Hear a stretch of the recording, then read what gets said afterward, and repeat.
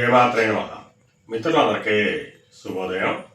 ఈరోజు శ్రీ విశ్వవసన సంవత్సర పుష్య బహుళ పాడ్యమి ఆదివారం. ఈరోజు పునర్వస నక్షత్రం. ఈరోజు జనవరి 4, 2026 తేదీ ఆదివారం. ఈరోజు వజ్రం ఉదయం 7:47 వరకు ఉంది.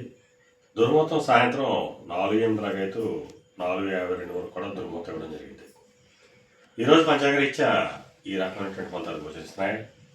అలాగే ఈరోజు నక్షత్రం అయినటువంటి పునర్వస నక్షత్రం ఎవరికి తారామని కుదురుతుందో మనం పరిశీలించినట్లయితే భరణి, రోహిణి, ఆరుద్ర, పుష్యమి, ఆశ్లేష, పుబ్బ, హస్త, స్వాతి, అనురాధ, జ్యేష్ఠ, పూర్వషాఢ, శ్రవణం, శతార, పూర్వభాద్ర, ఉత్తరాభాద్ర, రేవతి. ఈ నక్షత్రంలో జరిగినటువంటి మన మిత్రులందరికీ కూడా ఈరోజు నక్షత్రం పునర్వస అనుకూలంగా ఉంటుంది.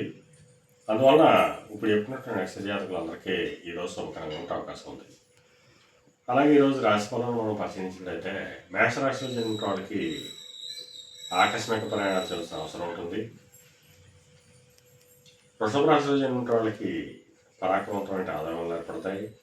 మిథున రాశిలో జరిగిన వాళ్ళకి ధనాదాయం వృద్ధి చెందుతుంది. కర్కాటక రాశిలో జన్మించిన వాళ్ళకి ఆరోగ్యం చేకూరుతుంది.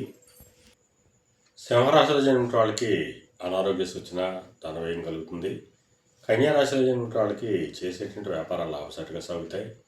తులారాశిలో జన్మించిన వాళ్ళకి ఉద్యోగ అవకాశాలు పెరుగుతాయి. వృశ్చిక రాశిలో జన్మించిన వాళ్ళకి పితృరాజధానికి సంబంధించిన వార్తలు అంటారు.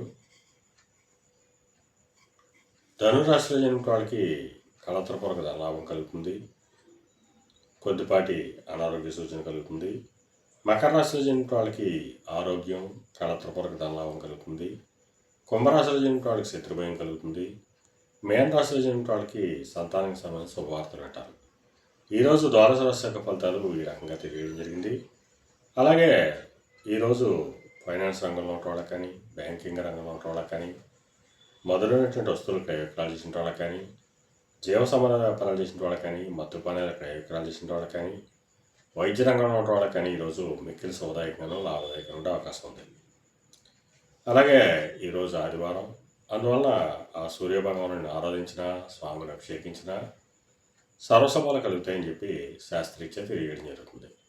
అలాగే మరలా రేపు శుభోదయం కార్యక్రమంలో మరిన్ని విషయాలు తెలుసుకుందాం.